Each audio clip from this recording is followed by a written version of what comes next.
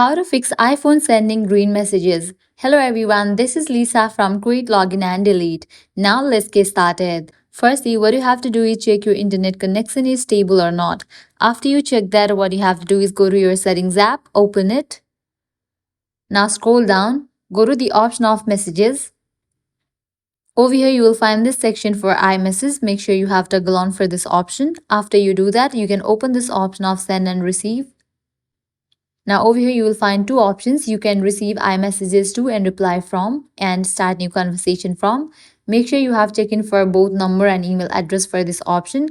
Likewise for the second option, start new conversations from, check in for the option of email address.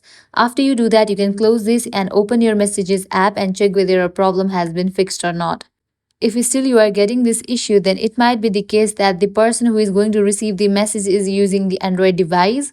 So make sure the person who is going to receive the message is also using the iOS device. So this is how you can fix iPhone sending green messages. At the end, if you guys find this video helpful, make sure to like, share and subscribe. Thank you.